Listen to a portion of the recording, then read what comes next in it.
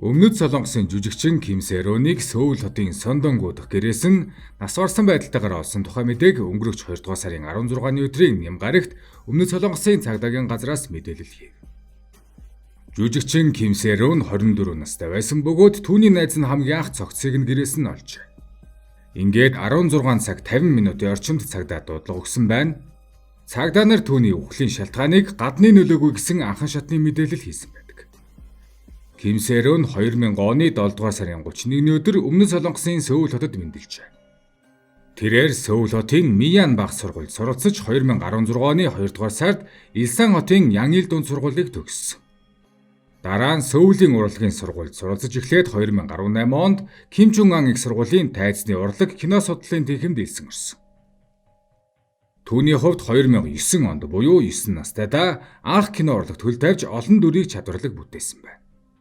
Анх 2009 онд Цоошин амьдрал хэмээх кинонд тоглосон юм. Тэрээр гол дүр болох 9 настай Жини эмэг охины дүрийг бүтээж, аав нь дахин гэрэлсний дараа асрамжийн газарт хаягдж, улмаар Франц хосуудад өргөгдсөн тухай гардаг байна. Охин дараа жилд нь буюу 2010 онд Ажоши, 2012 онд Хөрш хэмээх триллер кинонд тоглосноороо алдарсан юм. Харин 2023 онд гарсан Blue Towns бол түүний сүүлчийн уран бүтээл байсан. Ким Сэрон 2010 оны Өмнөд Солонгост хамгийн их ашиг болсон кино болох Ажоши кинонд алдарч жүжигчин Вон Бинтэй хамтран тоглосон. Тэр зохион байгуулалттай гинт хэргийн бүлэглэлд тулгаалагдсан героин донтогчийн охин Жун Со Мигийн дүр тоглосон билээ. Тэр эхний 2 дүрээрээ хэд хэдэн шагнал хүртэж шилдэг шин эмэгтэй жүжигчин болсон. Мөн 2013 оны MBC драма Awards-аас шилдэг залуу эмэгтэй жүжигчний шагналыг хүртсэн өсөх ирээдүйтэй бяцхан охин байлаа. Харин 2014 онд түүний менежер ярилцлага өгөхдөө тэр кино зохиолоо маш сайн уншиж дүрээ судалдаг байсан. Энэ нь түүнийг кино судлаач, шүүмжлэгч болон бусад мэргэжлийн хүмүүсээс өндөр оноо авахд хүргэсэн гэж хэлж байна. Мөн хүнд хэцүү дүрүүдийг бүтээхдээ хизээч айж сандарч байсангүй, тухайн киноныхоо дүрд өөрийгөө аажмаар шингээж чаддаг байсан гэж мэдэгдэжээ. Ким Каны кино наадамд 2 удаа оролцож олон шагналд нэр дэвшиж 35 дахь удаагийн Blue Dragon Film Awards болон Golden Cinematography Awards-аас шилдэг шин нэмэгтэй дүрийн шагналыг хүртсэнгээд маш олон амжилтын эзэн байжээ. 2016 оны 11-р сард охин YG Entertainment гэрээ байгуулсныхаа дараа 3 бүтээлд оролцов. Гэсэн ч 3 жилийн дараа буюу 2019 онд YG Entertainment байгуулсан гэрээгээ дуусгасан гэж мэдээлэл гарсан.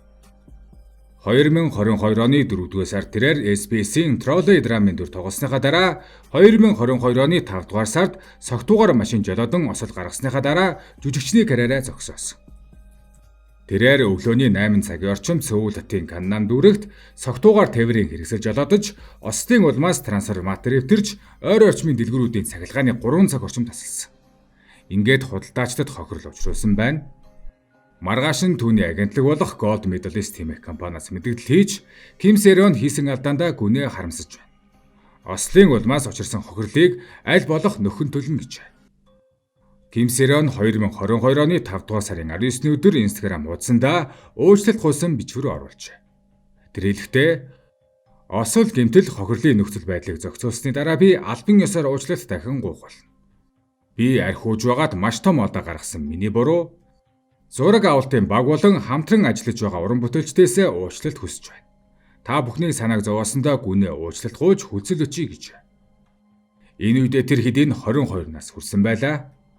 Удалгүй 2022 оны 11-р сарын 4-ний өдөр Кимийн бүх мөнгийг ослын нөхөн олгор болон авсан гэсэн мэдээлэл гарав. Энэ нь түүнийг санхүүгийн хувьд маш том эрсдэл авчирсан байна.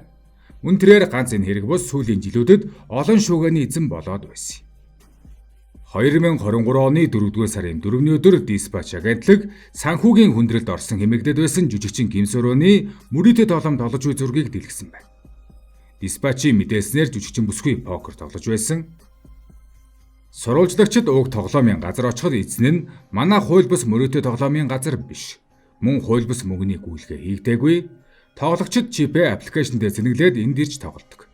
Дараа нь чипээрээ уугцуул эсвэл хоол худалдан авч болдог. Бид чипийг бэлэн мөнгө болгон ашигладаггүй гэж.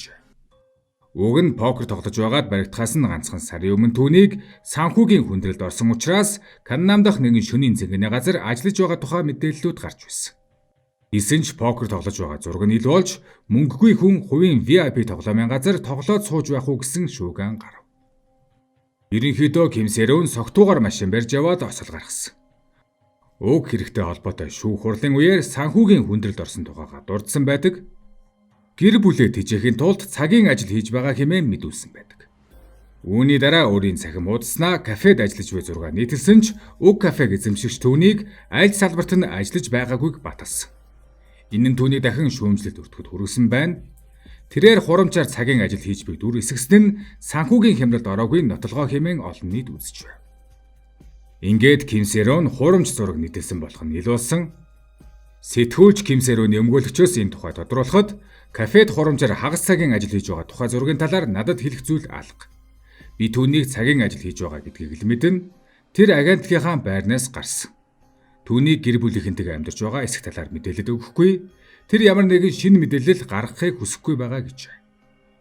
Хэдийгээр санхүүгийн хүндрэлтэй байдалд орж цагийн ажил хийн гэр бүлээ тэжээхийн төлөө ажиллаж байгаа хэмээн мэдээлсэн ч Ким Сэрон Солонгосын топ 10 хуулийн фирмд тооцогддог нэгэн фирмээс хамгийн үнэтэй 6 өмгөөлөгч хөлсөлж авсан нь мөн л асуудал дагуул.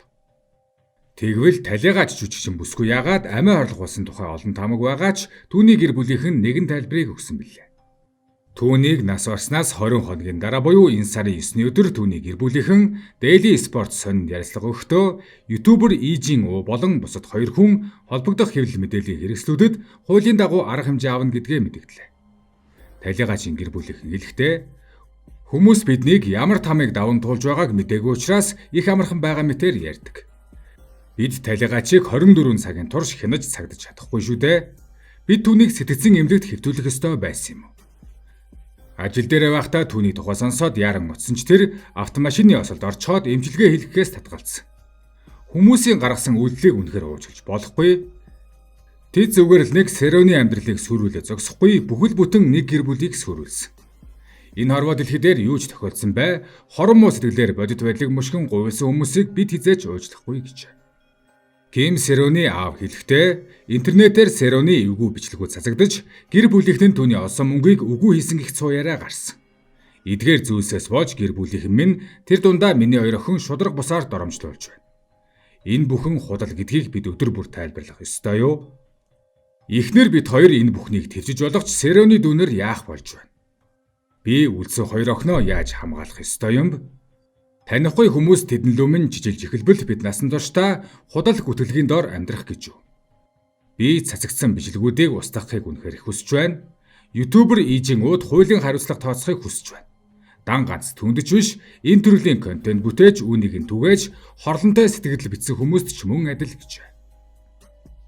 Уг ярилцлагынхаа дараа талигаачин аав ярилцлага авсан сэтгүүлчлүү мөн ийм мессеж бичсэн байна.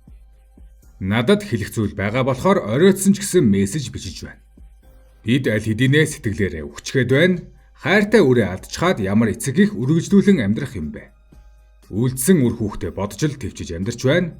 Гэвч надад хар бараан бодол эргэлцсээр байна. Ялангуяа эхнэр минь өөрийгөө буруутгасаар байгаа. Энэ нь надад ч гэсэн үнэхээр хэцүү байна.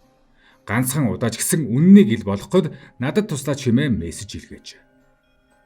Уг Ижин Уу гэх ютубер талигаачин тухай хэд хэдэн удаагийн бичлэг нийтэлж байж. Тухайлбал өнгөрөх 1-р сард түүний хормын сэтгтэй зураг авалтыг шүүмжилсэн видео нийтэлсэн бол өмнө нь санхүүгийн хүндрэлээс болж кофе шопод ажиллаж байгаа гэх видеог олон нийтэд цацснаар жүжигчин бүсгүй олон нийтийн зүгээс их хэмжээний эсэргүүцэлтэй тулгарч байсан байна. Эдгээр бичлэгүүдийг үзсэн Ким Сэрон маш их стресстэж сэтгэл санаагаар унсан тухай түүний ойр дотныхон мөн дурдсан байна.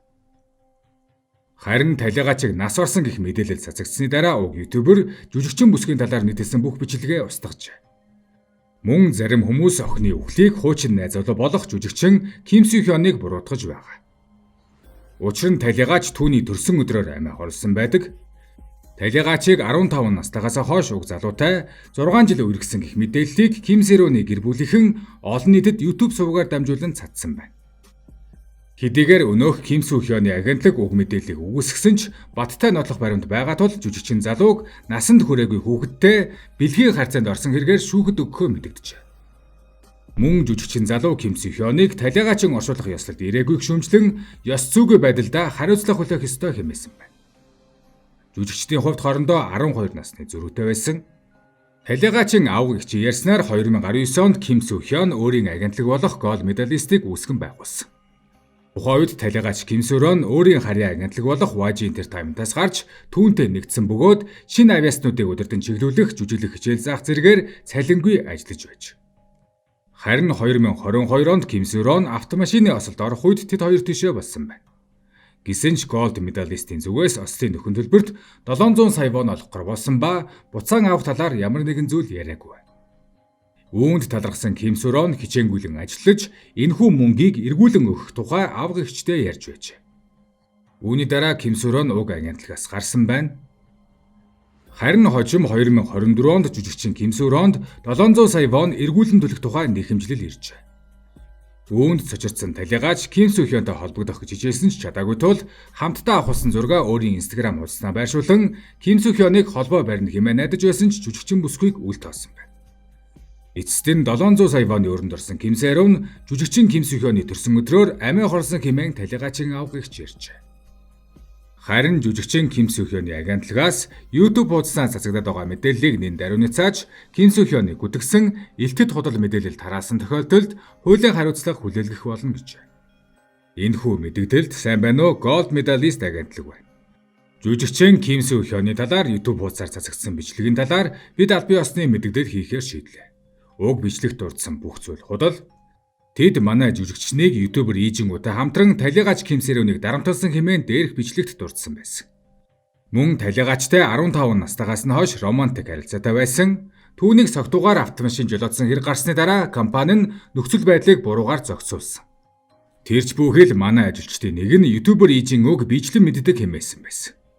Манай агентлаг болон Ким Су Хёныг буруутгасан өнгө айс бүхий энэхүү мэдээлэл нь худал бөгөөд хүлээн зөвшөөрөхгүй байгаагаа хэлмээр байна. Бид одоогоор худал мэдээлэл тараасан хэрэгээр хуулийн дагуу арга хэмжээ авах болно. Манай агентлагийн харьяанд байсан талигач Ким Сэ Рон таалал төгссөнд гүнээ хансан эмгэнэл илэрхийлж байна. Гисэн хэдий ч ийм мэдээлэл цацсан нь талигачийн амьд ахуй дамсан кибер дээрлэхэлтийг дахин өдөөж байна. Эдгээр үйлдэл нь зөвхөн ютуберийн хувийн ашиг сонирхлын үүднээс компани болон талигачийн нэр хүндийг гутаанд оромжилж байна. Бид үүнийг төвчж чадахгүй. Эдгээр орон төсөлгүй мэдээллийг цаашид түгээн дэлгэрүүлж олшруулах, хуулбарлахгүй байхыг бид чин сэтгэлээсээ хүсэж байна гэж. Тэгвэл 2 хоногийн өмнө буюу 2025 оны 3 дугаар сарын 11-ний өдөр Dispatch-аас голд медалистийн үйлдэл Ким Сэ Роны хэцүү байдалд оруулсан тухай мэдээлэл цацв. Эдгээр мэдээлэл донд бид нар хэд хэдэн их сурвалжаас мэдээлэл авахд тэд үерхдэг байсан нь үнэн байна. Салбар дотроо тэдний харилцааг нээлттэй нууц гэж нэрлэдэг байсан. Мөн талигачийг 700 сая воны өрнөөсөө 200 сая вон орчмыг төлсөн байсныг нь тогтоосон гэж. Dispatch-аас Ким Сэ Роны нас барсан байранд очиж хуршүүдтэй уулзахад коридорт хаяа уйлаад сууж байдаг охин болохоор сайн санаж байна. Шатан дээр суугаад их удаан уйлдаг охин байсан. Их өрөвддөг байсан болохоор очоод тайвшруулж байсан. Гарн дээрээ хэд хэдэн сорвтой байхыг анзаарч байлаа. Тэр жаахан охин их хэцүү амьдарч байгаа харагддаг байсан. Жүжигчин байсныг нь мэдээгүй. Дүүтэйгээ сөүлдэрсэн жоохон охин л гэж бодсон гэцгээж. Мөн талигач бүсгийн үхэлд түүний аав ютубер Ийжин болон өөр нэгэн ютуберийг буруутгаж буйгаа мэдээлсэн. Тэдэнд хуулийн дагуу арга хэмжээ авна хэмээсэн байна. Харин эдгээр мэдээ цацагдсны дараа жүжигчин залуутай гэрээ хийсэн компаниуд гэрээг цуцалж эхлэв. Cancel culture буюу бойкот хийж эхлээд байна. Түүний авахулсан зурагт самбаруудыг буулгаж эхлэн хамгийн сүүлд оролцсон MBS-ийн нэвтрүүлгээс нь ч хасаж буйгаа зарлав. Солонгосын нийгэм хоёр хуваагдаад байгаа бөгөөд талигачийн амиа хорлолтонд хэн буруутай вэ гэсэн асуулт гарч ирв. Харин Ким Сэ Роны ээж яагаад бүх зүйл өнгөрсөн хойно асуудал гаргаж ирж байгаа тухайд тайлбар өгөхдөө бурхан болсон охиныхоо тухай яриад байгаа шалтгаан маань түүний алдар хүндийг сэргээмээр байна. Хэдхэн секундын дотор хэдэн зуун худал нийтлэлээр миний охин сүрсэн. Би ямар нэгэн зүйл олох эсвэл маргаан үсгэх гээгүй. Миний цор ганц найдвар бол охиноо нэр мөртэй хүлээн зөвшөөрөгдсөн олонний нандиндаг тэрэл жүжигчнэрээ эргэн дурсагдаасаа гэж хүсэж байна. Хин нэгний хов байлгахыг хүсэхгүй байгаа тул охины минь алдар хүндийг сэргээхэд туслаарай гэж. Харин яг өнөөдөр талигач болоод 37 настай жүжигчин залуу хоёрын нууц үргэлжлийн тухай мэдээ халуун сэдэв болж байна. Хэрэг хэрхэн дуусахыг харах л үлдлээ.